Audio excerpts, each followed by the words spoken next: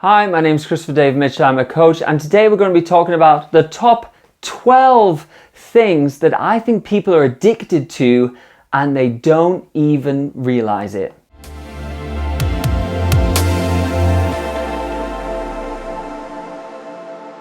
So we're not going to be talking about the hard addictions today, like alcohol and drugs, etc. That's obvious and that's being talked about.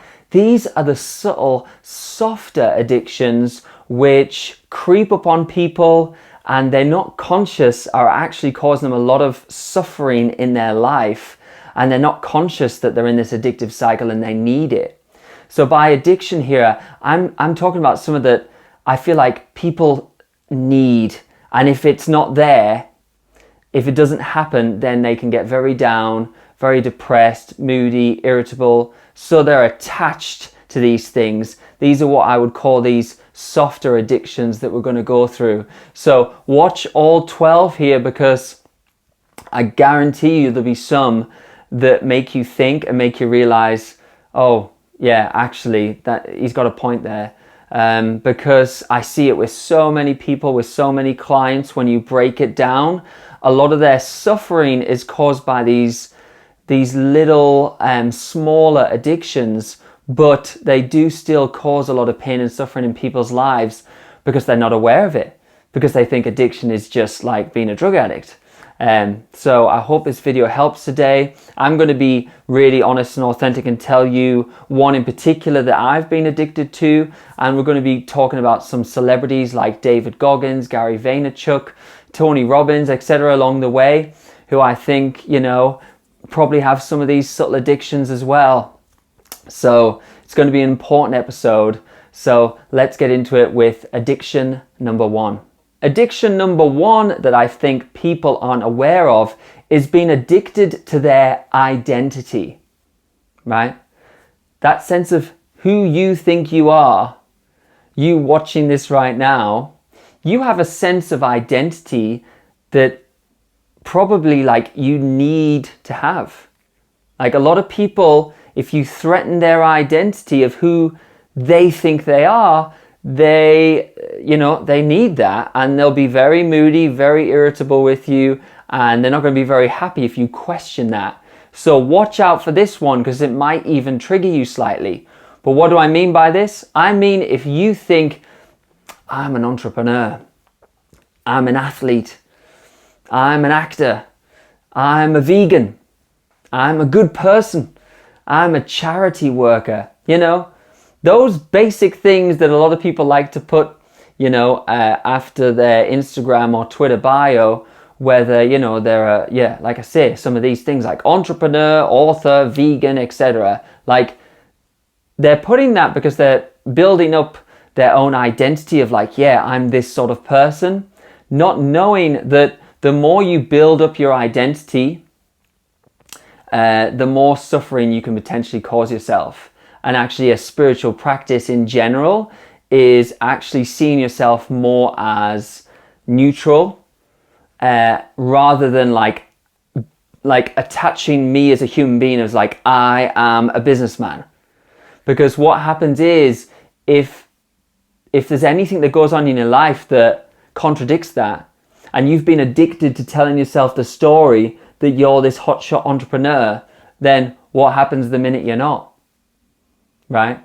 So you get addicted to the labels of who you think you are, not realizing that if you were born in a different country with different parents at a different time, you wouldn't be that. Do you know what I mean? And like I say, you might get threatened by this, might not like it.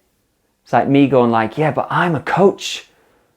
And then what happens if someone, and I'm addicted to telling myself a story that, yeah, I'm a coach. But I wasn't 7 years ago. I might not be in 10 years. The greater goal in life is to be adaptable, flexible, and flow through life, knowing that you are a human being who is not attached to any one identity, but you have the ability to be neutral and pick and choose how you go through life. I'm not talking about wandering through life in a bad way. I'm just talking about not being defined by your identity and the labels you give yourself. And like I say, I've put this down as an addiction one because I think that when you question to someone, well, maybe you're not an entrepreneur, they'll have a crisis on you. Or if you question to a vegan, well, and you put an argument to them, although generally I think veganism is a great thing. It's not the argument I'm having here. I'm talking about saying that that's who I am as an identity. But so when you question that with people, they will, usually get triggered because they're addicted to telling themselves the story of who they are. So really complex one that. Maybe read Ego is the Enemy by Ryan Holiday is a really good book for understanding how our sense of identity and self actually causes more suffering. But that's a one for another video, but I hope that helps. It's more just the addiction to the label and the story and the identity of who you think you are, which is causing you more suffering than you know. Number 2 addiction is addicted to attention. And alongside this, we might do / recognition. So let's just run through these. Addicted to attention would be if I feel sad or down or not loved in life if I don't get those Instagram likes. If my mood is going up and down based on I post something on Instagram, that one gets more likes, and then I post something else and that one really doesn't. Obviously, to transcend all these addictions would take a lot of mastery, but you want to work towards slowly working on them. So you don't want to be at the point where you are very affected and take it very personally if you don't get that attention from, the audience or the attention for your work, and you don't get the recognition. Maybe, you feel like I've worked really hard and I did something and you didn't get the response back that you wanted. You didn't get the applause. You didn't get the 5-star reviews. But again, you have to be able to let that go a bit, and you don't want to need that. The minute you sort of need the attention and you need the sort of like recognition for what you're doing, either in a relationship or with your fitness or with your work, then I think that can turn into a bit of an addiction again, which can cause you suffering. So watch out for that one. And addiction number 3 here is similar, but it's validation. I think this is a bit different. So I think you can want attention, and that's like an attention-seeking thing. But I think there's something a bit different about being addicted to validation, right? I think that this goes into like the imposter syndrome world, where people not just want the attention, but for the sake of it, but they actually need to be validated by a person or a group of people in order to feel good about themselves. Like, again, it is similar, but it runs a bit deeper, this one, in terms of I can't have permission to start my own business unless I've sort of been given the all clear by someone else. Like, a prime example with this, I find, is that people will do endless amounts of certificates, but certificates saying like, I've passed this course and I've passed this course and I'm this certified person and this certified person. And while some of that is of course valid, the addictive people are looking for constant validation. They're looking for a constant feeling of reassurance here that, that they've got the all clear to go ahead with what they've got. And again, it can cause people a lot of suffering because they constantly need to be validated for what they're doing in their lives. So watch out for that one, and it will be particularly resonate with you if you've got a slight imposter syndrome feel, but underneath it all, it's a slight soft addiction to always needing that validation. And P.S. before we go on, I just want to say that these obviously aren't as bad when I say you're addicted as being addicted to heroin or something, obviously. But I think that's why they can be a bit sneakier, because it's just not ones that people talk about and think about. So, don't worry if you've got some of these on the list. We all have a little bit, but you just want to try and be mindful, be aware, and try and minimize them a little bit. So, yeah, don't be hard on yourselves if some of these come up in the list. I think it is only natural, and we just have to work towards, you know, trying our best with some of these. So the fourth little small addiction here is being addicted to success. Now, that's a bit of an abstract thing, success. You could say success in everything, success in work, success in life, success in business. But I wanted to put this one in because we're in this sort of world where everyone values successful people, and it's like there's a lot of selling and reselling of success, and a lot of people look up to everyone who's successful. But just know that success is one of the most addictive things, and it's caused all the celebrities to be, you know, miserable. Some of them, not all of them, but the celebrities who have been unhappy and they've not understood why, I'm pretty sure it's because no one ever told them that success is an addiction. And then you chase more, and then you get a bit more and it feels good, and then you chase more, and I've got to be more successful and more successful.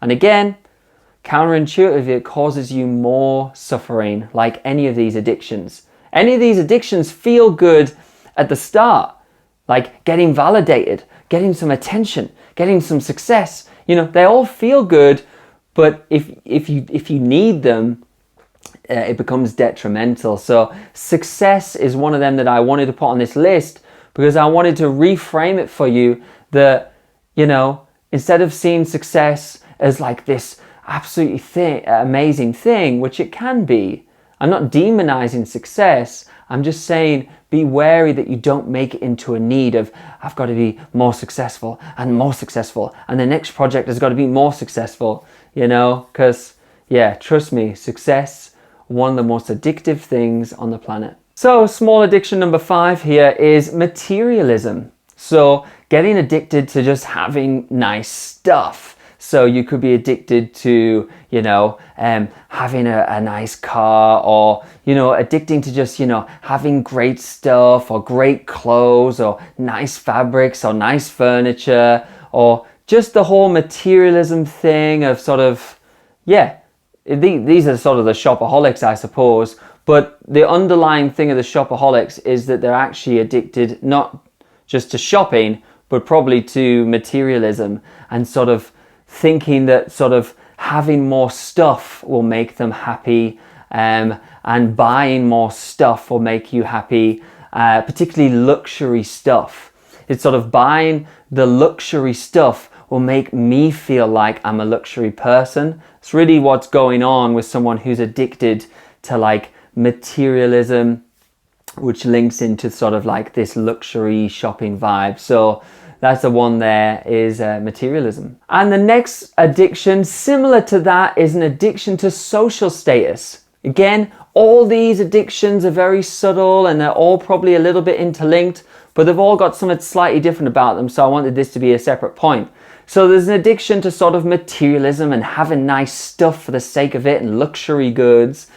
But then there's an addiction to social status, sort of seeing the world, which is sort of true, as like a social hierarchy, that you know, you want to rise to the top, you want to be at the top of the corporate ladder, you want to be the number one, you want to be the lead.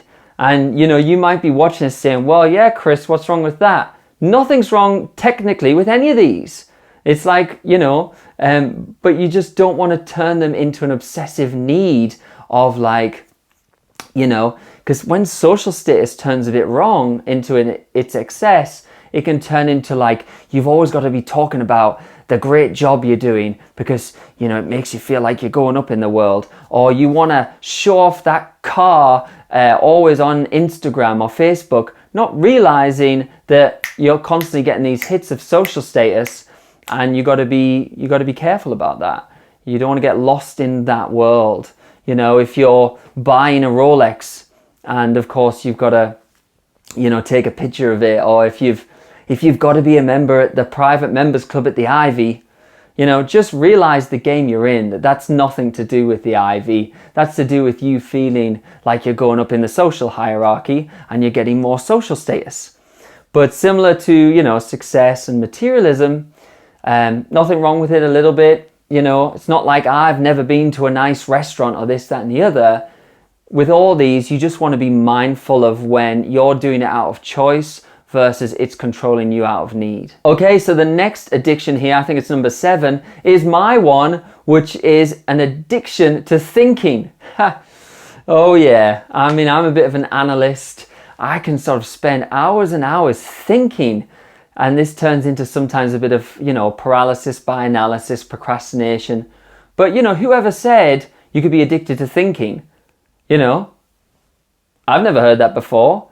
But then upon thinking about it, I was like, God, I need to just break out of this theorizing and thinking here, because I'm addicted to like trying to work it out and trying to analyze everything to death. And it's now, again, like any of these addictions, it's becoming detrimental to me. I'm not doing my best work because I'm addicted to this thinking analysis state. So I needed to, break out of that slight rut I was in with that slight subtle addiction to thinking that crept up on me. So that's one that I wanted to share with you, and that's my personal one, is addicted to thinking. The next one on the list is addicted to exercise. Particularly running, I see with a lot of people. And again, nothing wrong with exercise as long as it's a want and it's not a need controlling you. So with exercise, people who have addictive personalities I've studied, like people like someone who I love, like Ronnie O'Sullivan. He's got a book called Running. You see David Goggins running a lot as well. Again, I love David Goggins, but sometimes you've got to question whether some people are doing it from a beautiful place or a neurotic place, even if it's a quote-unquote good thing like success or exercise. Because if someone's got an addictive sort of personality anyway, and then they could feel like they're not an addict if they move it over to something that is socially acceptable, like success or exercise or whatever, right? So then they don't feel like an addict, but actually you're still doing the same tendencies as you were before. So I find that, and it's great to exercise, but if you like are pushing yourself like every day to run like a marathon, it's probably not a healthy motivation. It's probably a neurotic one. And however much I love David Goggins, and people are gonna, hate on me here, but look at David Goggins and the way he does what he does, which is amazing and motivational and great, and he turned his life around and he's amazing. But watch when he's doing his speech on stage, when he's accepting that award, which he fully deserves. He broke down crying and he said that, it was from his mother and abuses in the family growing up, right? And all I'm saying is that it's no wonder that he can't stop running every day, because he had to do something, All I'm saying is that what are the chances that there's actually a bit of a traumatic past with someone like that, and then they can't stop doing something, whether it's running or eating or, shopping or materialism or success. But I think that, it's the difference of when you see some people building a business and they're addicted to it versus authentically like they're cool either way. And so even exercise and running in this can be a thing that like becomes your identity, as we talked about. And it can be a thing that if you can't let go of it, you have to question that maybe there's other past traumas driving you. Okay, the next on my list of subtle addictions is an addiction to activity. So doing, action, taking action. Again, I'm going to quote someone who I love, and these people have achieved much more than me, but I love Gary Vaynerchuk, say, the business guy. But man, is he addicted to action. I don't know if he'll ever admit it to himself, but what I quite liked about Gary Vaynerchuk, I saw him live as well, in an interview, was someone said, oh, why don't you try meditation? And he was like, oh, no, I don't want to mess with it. I don't want to mess with it, And you could tell he was scared, which I found really interesting, because he doesn't want to take the risk and he needs to take action all the time, every day. So that was an example of him being like not able to, for 1 second, step out of that cycle of action that he's in, of sort of, he's the doer, he's the entrepreneur, his identity's so tied up in that now. Can you imagine if he started meditating? You know, he would have a breakdown, but that would actually grow him the most. But anyway, you know, so you want to be able to take action, but you don't want to be addicted to take action where you're like, I can't sit still for a bloody second, you know, because, you know, again, these want to be wants, you know, when you need to take action, you want to take action in your life, great. But you want to be able to give yourself a break. You want to be able to meditate. You want to be able to go for a walk in nature. You want to be able to take a weekend off. Do you know what I mean?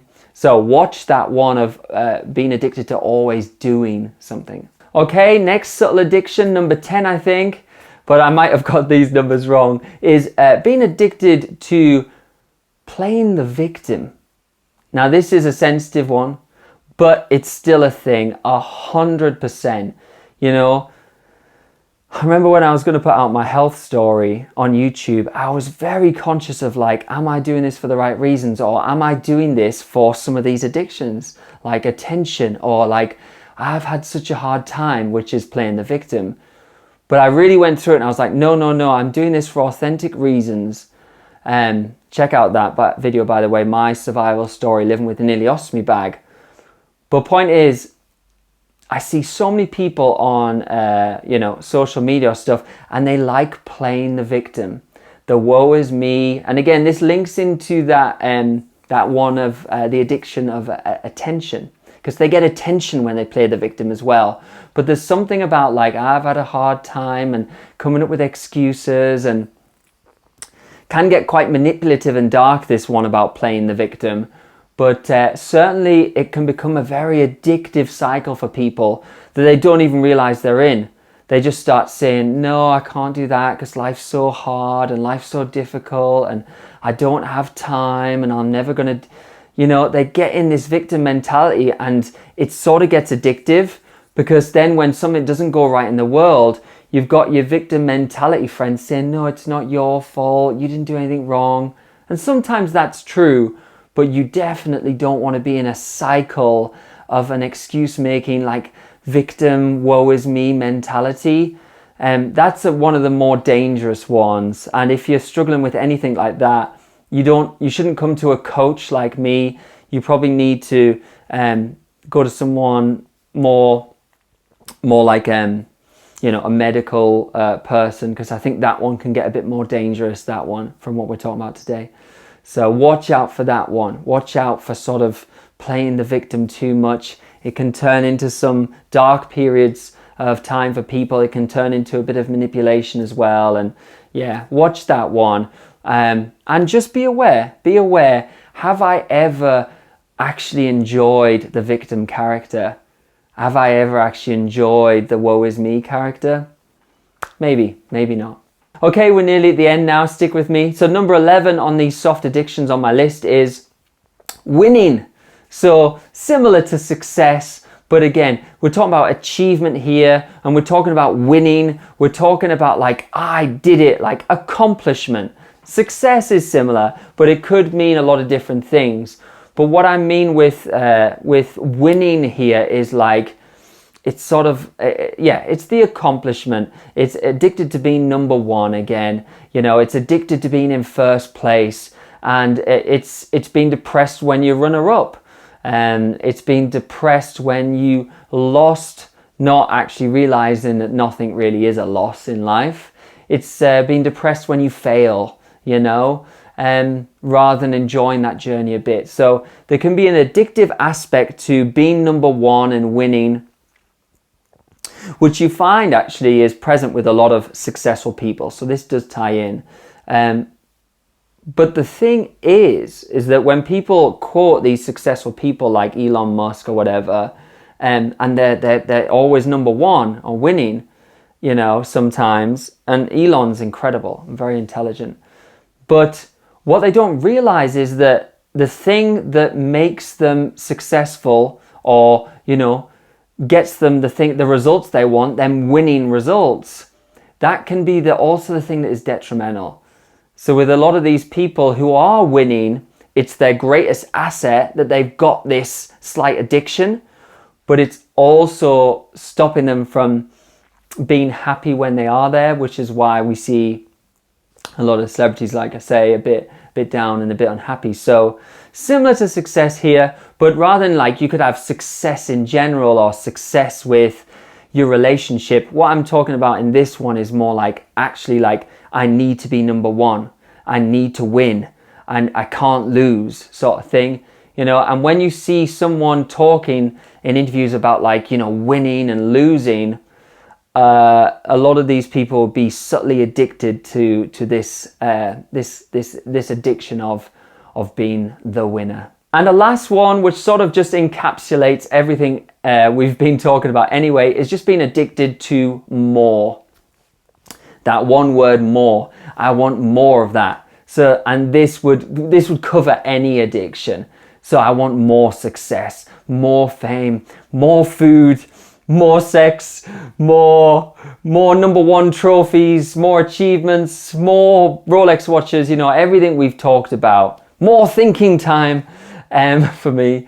But any time that you need more, it's cool, but again, too much of that need for more will actually put you in this addictive cycle again where, yeah, you're suffering in the end because there's never enough. That's the problem with more. It will never be enough because there's always more. So that's the problem with that one. And that sort of ties in everything. So like I say, a lot of these were quite, you know, hopefully sort of all led on nicely to each other, but hopefully had their own thing. And of course, there's probably a lot more. But I just wanted to shoot this video to sort of express that, you know, addiction isn't necessarily, you know, being on the side of a street with heroin in you, or these ones we hear about. A lot of suffering in people's lives are caused by these addictions that we've talked about. And they just don't realize because they don't even know that they're addicted. And they don't even know that these things are addictions. If I said to a bunch of people, you know, have you thought about the fact that maybe you're addicted to success? Like, I don't think they'd even know what to say to me, you know? You know, or have you ever thought about that you're addicted to sort of like being identified as an entrepreneur? And could you let that go? You know? So, you know, you've just got to be aware of all these things. I've got loads of these things, and actually I would say nearly every single one of these on the list is healthy to a certain amount. Just like anything is in life, it's all about balance really. But don't demonize any of these things on the list and say, oh yeah, success is terrible and it's addictive and I'm not going to get into it. No, you should pursue some of these things on these lists if they authentically make you happy and you want them in your life. You just want to be in control of them and not have those things be in control of you. You want them to be a want and not a need. And you want to be able to let them go. That's sort of the test. Could I let that go? You know? So test yourself with these ones, and I hope it helped today. Please like this video if you did like it. Or maybe you're not, maybe you're triggered by it, but it's cool. And check out my website, ChristopherDavidMitchell.com. I've got coaching on there. I've got more courses coming up. I'm excited to be plucking out some really cool courses. I've got my online coach program coming up as well, which is where I coach a team of coaches to get them booked out and fully booked in their coaching business. And you know, I believe coaching is a beautiful thing. So I love coaching other coaches sometimes, because the more awareness and truth we can get out to the world about some of the things that we've been talking about today, I think, you know, for me, I'm trying to put out these videos because I wish I got told these things 10 years ago. Would have saved me a lot of suffering. But anyway, check out my website, ChristopherDavidMitchell.com. Any questions, let me know. Let me know which in the comments, like which are you addicted, even a tiny bit, to some of these ones? I know I am a tiny bit. And, you know, I would love to hear which ones and how you're doing. And let me know if you've got any questions in the comments. But until next time, I will see you then. Thank you so much for watching and speak soon.